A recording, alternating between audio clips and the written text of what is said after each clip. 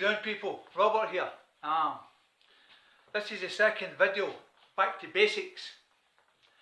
Postal demands. Now, let me be clear again so we know at the start what this video is about. This is about the people that's contacted myself recently that don't understand what's going on.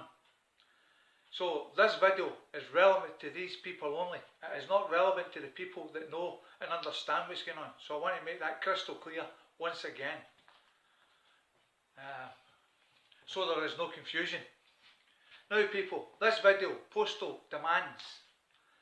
Men and women, right through England, Ireland, Wales and Scotland, get postal demands from corporations for amounts of money that the people think are bills. But the deception is, the bills and the amounts is not for the man or woman. It's for the legal fiction person. And how this deception works is, they give a title, an uppercase name, all caps, or first name, capital letter, second name, capital letter. Now people, as I says in the last video, example, my name is Robert Sproul, and there's a difference between Robert Sproul and Robert Sproul. The uppercase R for Robert, the uppercase S for Sproul, and the rest of the letters in the name is all lowercase. And there's Robert Sproul. These two names, again people, sound the same, but they are not. One is for the man and one is for the fiction. And this is where the deception and the fraud is being perpetrated against the man or woman. Not the person, the man or woman. Now, the thing that's happening here is these corporations have men and women that represent them. The corporation can't actually send any kind of document out because the corporation is a soulless legal fiction that has no life. It has no right of mind to contract. No man or woman can make a demand, a contract, an agreement, or send you an offer for an amount without being personally liable. To stop them being personally liable, what they do is they use a corporate name, as I've told you before, and I'll give you some more examples. Glasgow City Council, Renfrewshire Council, Scottish Power, Scottish Water, Hydroelectric. There is nobody, no man or woman called these names, and this is how the fraud is being committed against the man or woman. And again, if you look at your bank card, it's the same as the bank. You create a fiction when you fill in their forms. Black ink, all capital letters, and sign of nature creates a fiction. And that can be verified once again on your bank card. Now these corporations, the men and women that send these bills, alleged bills out, are hoping that you don't click on what's going on. And the reason for that is the name on the letter with the title and what I've just described is for your straw man, the fiction, the legal entity created by the legal society, legal system. It's not for the man or woman. And these people hope that you make an error by thinking that is the man or woman's name, but it is not. And I verify that. I first-hand knowledge. Everything I tell you in this video, I do myself. So I'm not asking or telling people any lies. I do what I do. I attack the system entirely, sometimes different for a lot of other people, but I attack the system in a unique way. Firstly, one of the unique ways is everything I do in a document is lowercase, and that's a fact. Now, it's up to you whether you pay these demands, right? No man or woman can make a demand, right? Firstly, as I said in the last video, there has to be a contract. There has to be equal consideration, something that they bring to the table that they give you to charge you that amount. And there has to be wet signatures, and that's never going to happen. What they'll do is use computer signatures on behalf of Business Stream Limited, for example. They can't, on behalf, it's a corporate name, it has no life. They can't do anything on a corporation's name, right? It's a fraud, it's a scam, and it's a fact. Like the HMRC, I've done videos on that as well, people. That's a fiction. There is nobody called HMRC. You're being scammed by that as well. Now, the thing that what's happening here, so people understand, the straw man, the entity, right? When your mother created you and gave you life, on that date, a fiction was created, and that's a fact. If you want proof of that, go on to scotlandspeople.gov.uk. If you ordered one of their so-called birth certificates, you would see when you get the birth certificate has a receipt, it has an entity ID, reference number, and it just happens to be the old capital name, right? Did your mother give you an old capital name? No. She gave you a Christian name, a first name. The second name, people, is the add-on, the epithet, the crown add-on. And this is where the fraud is, right? And this is where the problem is. When you accept that full name, you only have one name as a Christian name, or a family name, as I claim a family name, and I can prove I've got a family name. And I'll prove this in the next few days, people, because I'm going to show you a document that has not been rebutted for the highest level in Scotland, right? Now, again, in these documents, legalese, right, I told you about the phone calls. When people get corporations or companies or men and women speaking on the phone that represent these corporations and companies, be aware. When these people are talking to you, the man or woman, not the person, the man or woman, and I verify that, right, because I've never met my person, and I verify that as well, and I don't know who else has met their person. I've never known anybody. I even put some time back a video up asking if anybody's met their person, please let me know on my video channel, and I've still not had an answer because I keep checking. Now, what to do, people, when you're getting phone calls for corporations, do not give out any details. An example was recently I got a phone call from a phone provider, TalkTalk, allegedly, a fiction that has no life. There is nobody called TalkTalk.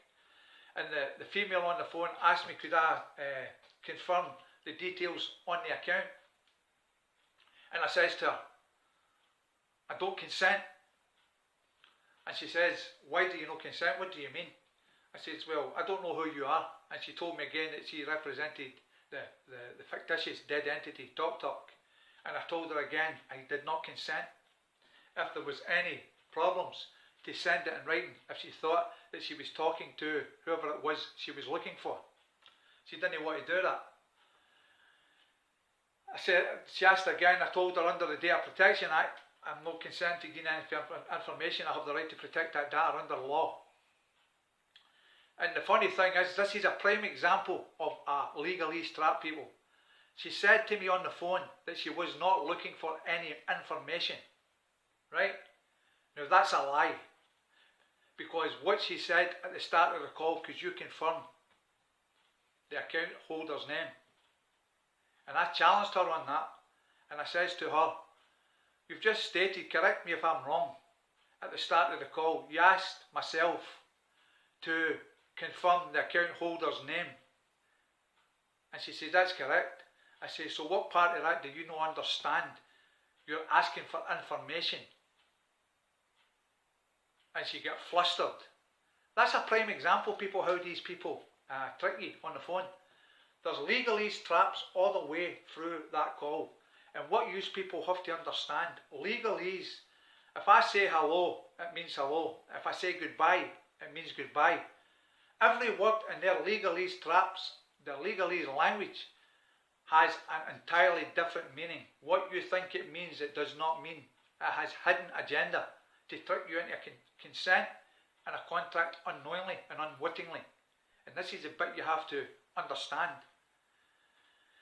If you ever get a call for a private corporation, do not give details over the phone. Tell them you do not consent, and if it relates to whoever they're looking for, to put it on mail, right? Send it in writing and hang up. Terminate the call, right? Do not get drawn into their fictitious conveyance of fraudulent language, right? And that's a fact. Now, when a debt collector or some other individual comes to your home with a letter, when you rebut and send back letters, the demands can be sent back, people. All you have to put on that letter, if you're not happy with it, is addressee not recognised, no contract, do not consent, return to sender, and send it back. And every letter that's sent after that can be done the same way. If a man or a woman comes to your home after a process that you keep sending letters back and they're trying to serve you with a letter. Firstly, do not give them information if they ask who you are. Right? That is the trick. The trick, because what they'll do is criminally convert your name to the person, because it's the person they're looking for. Anything in the legal system, legal society relates to person, not the man or woman. The legal system, legal society cannot deal with a living man or a living woman. And again, I verify that. Right? They criminally convert, when you accept anything from them, they criminally convert it to the person so they can hold you liable and surety for whatever it is they're trying to serve. Now, if you don't give the details, you're keeping yourself safe. The other thing I do, I don't have a name on the door, people, because that's the first thing they look for, is a name on the door. And what I would suggest, it's up to yourself. If you have good standing with your postman, postwoman, take the name off the door. Do not have a name on the door, because the name, most people have got in uppercase, all capital letters. That's a fiction, they don't even know it, and that causes you a problem, right? If a man or woman comes and tries to serve you for the document, don't consent to taking that document. You don't have to. There is no law requires a man or a woman to accept any legal paperwork, and that's a verifiable fact. If the man or woman, it's not a person that's at your door, can only be a man or woman, something that has life to deliver this letter, drops it. A lot of these people serve the document. If you don't take it, they throw it on the floor, right? That's fine. Let them throw it on the floor. If you know who they are, pick it up and send it back.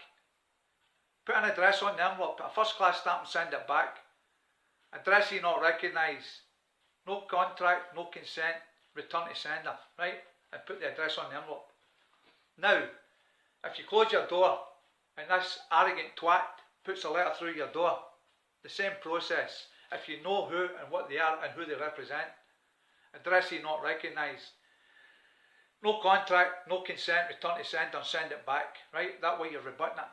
And that's the way to deal with this. Don't get into dishonour people. Don't cause a controversy, right?